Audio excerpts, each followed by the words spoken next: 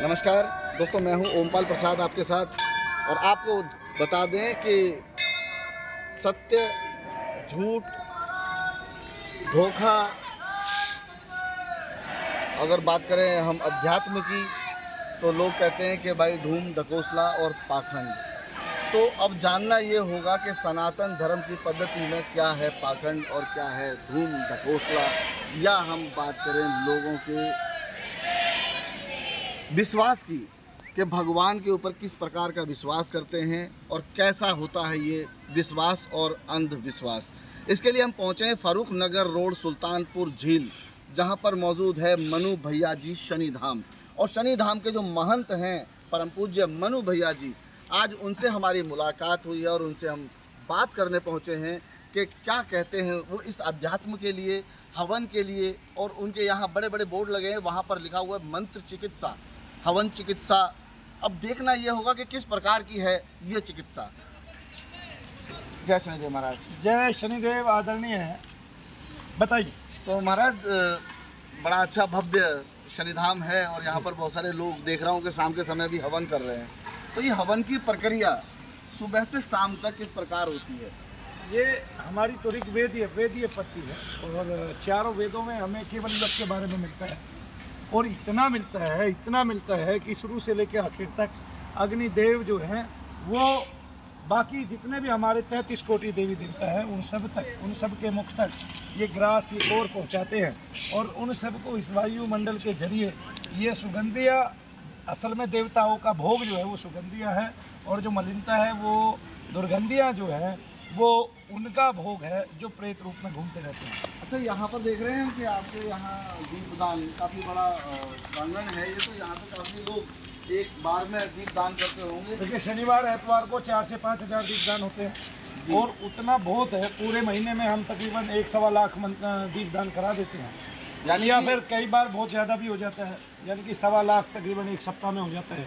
बात कर सकते हैं कि जैसे कि कोकला वन में जो दीपदान किए जाते हैं, या हम बात करें अयोध्या की, तो वहाँ से ज़्यादा दीपदान आपके यहाँ होते हैं। वो पूरे वर्ष में होते हैं, पूरे वर्ष में। और 20 वर्षों का जहाँ तक लगाए, अभी 5 साल से लगातार हो रहे हैं, तो इतना दीपदान यहाँ हुआ है कुछ हद नहीं। और उसका यहाँ पे रोशनी है, ज्योति है, एक ज्योति जल रही है, अखंड ज्योति जल रही है। उधर आप देखेंगे दीपदान में, आप देखेंगे दीपदान में एक यज्ञ ज्योति वहाँ पे जल रही है कोने पे, और ये ही लोगों को जो है मतलब लाभ प्रदान करती है। और ये दीपदान की प्रक्रिया है, दीपदान की प्रार्थना है, इसलिए उस प्रार्थना को पढ़ के लोग यहाँ दीपदान। तो एक चीज़ हो रहा है कि ये दीपदान की जो विधि है जी, ये इसी समय होती है आपकी, क्योंकि आपके यहाँ मैंने देखा है कि सुबह से शाम तक, अभी शाम का समय है। दरअसल हमारे पद्म पुराण में दीपदान की विधि लिखी हुई है, एक तंत्र में भी, तंत्र ग्रंथ में भी दीपदान की विधि लिखी हुई है। अगर आप भैरव तंत्र में भी पढ़ेंगे तो वहाँ भी दीपदान बताया गया है। हम अपने सभी देवताओं को दीपदान करते हैं। ये ज्योति है और ये देखिए आप, इसका जो आकार है, ठीक है, इस जो हमारा यज्ञ का आकार होता है वो इतना ही होता है, 8 अंगुल, 4 अंगुल, 5 अंगुल। और इसकी जो चौड़ाई है वो इतनी है कि इसमें अगर हमने एक बार दीपदान किया तो वो तकरीबन चलता रहता है, यानी कि पूरे 24 घंटे 48 घंटे तक लगातार चलता रहेगा। उसके बाद बत्ती हमें थोड़ी आगे करनी पड़ेगी। इस यज्ञ कुंड को देखिए आप, ये यज्ञ कुंड है, ठीक है। तो यज्ञ कुंड जो है, हम जो गोल यज्ञ कुंड होता है उसको मानव उत्थान के लिए बनाते हैं, उनके विकास के लिए बनाते हैं और सभी पदार्थों की प्राप्ति के लिए बनाते हैं। तो इसमें देखिए आप, ये जो आकार है ये योनि स्वरूप है, ठीक है ना। तो दीपदान भी हमारा छोटा यज्ञ ही है।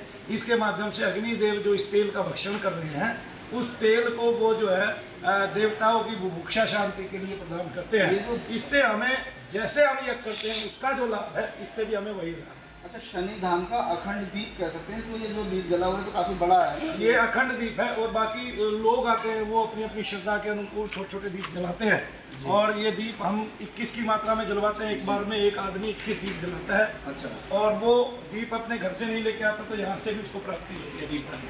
अच्छा, यहाँ 21 दीप दान का जो प्रावधान होता है, 21 दीप ही दान करने हैं, हाँ। तो 21 दीप ही दान क्यों किए जाते हैं? ऐसा है, तकरीबन आदमी जो है वो एक बार में नहीं आ पाता, तो वो जैसे उसका समय गुजर जाता है आने के लिए, तो हम एक दिन के हिसाब से करा देते हैं। अगर आदमी 21 दिन तक नहीं आ पाता है तो उसका एक बार में 21 दीप का दान हो गया।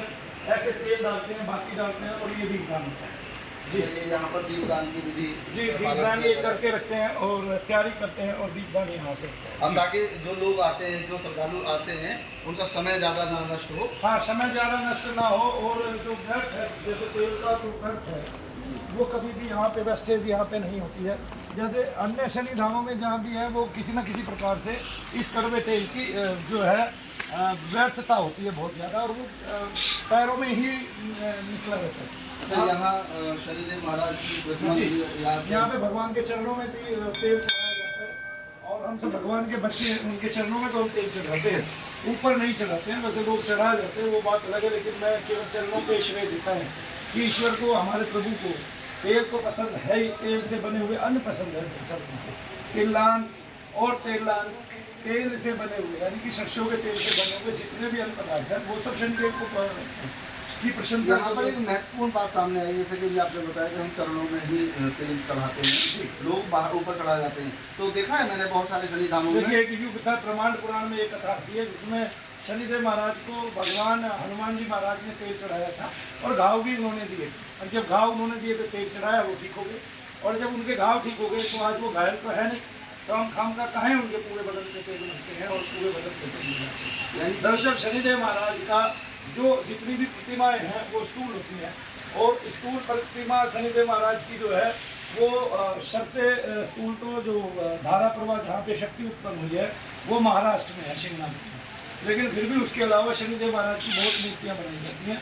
उनमें से एक जो मूर्ति है वो तंत्रोक्त है, यानी कि उनका जो है उसमें स्थूल शरीर है, तो उसको भी, उस पर भी हम शिला बना के तेल चढ़ाते हैं।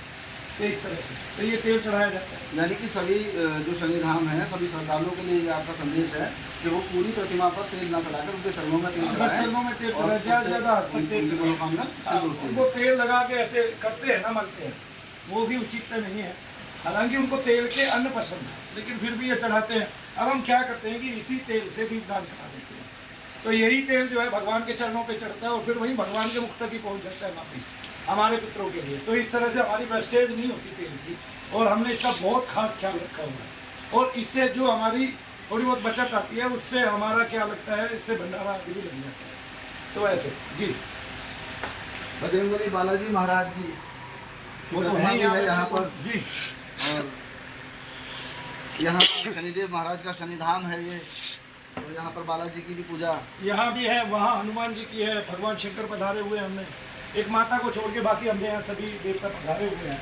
अच्छा। और सबसे बड़ी बात यह है कि रुद्रदेव के यहाँ पर आपको साक्षात दर्शन होते हैं और हमारे यहाँ केवल रुद्र पूजा ही अभी चलती है, क्योंकि अगर भगवान हनुमान जी को लीजिए वो रुद्रावतार है, ठीक है जी, भगवान शंकर स्वयं ही रुद्र है और जो शनिदेव महाराज हैं वो रुद्र गण हैं। तो इस तरह से आप पहन लीजिए,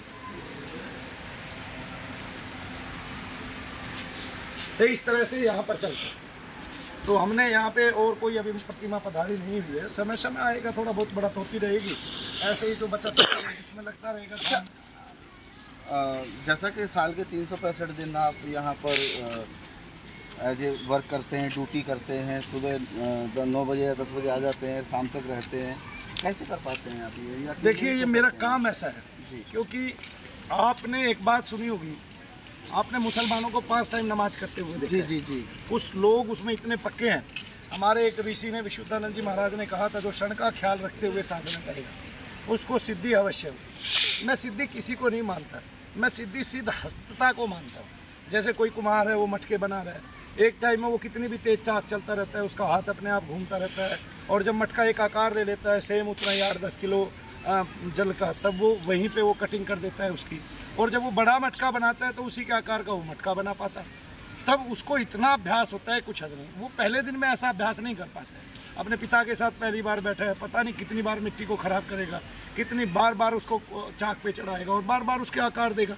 लेकिन जब वो बहुत परफेक्ट हो जाता है, वही उसकी सिद्धि है।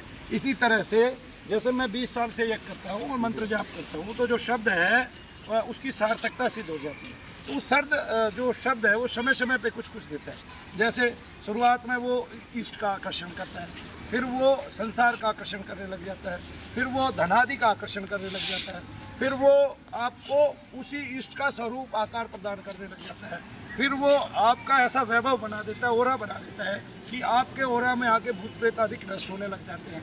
फिर वो ऐसा ओरा बना देता है, उसमें यक्ष आदि आके आपसे आपकी बातें करते हैं, ठीक है, और आपकी इच्छाएं जानते हैं।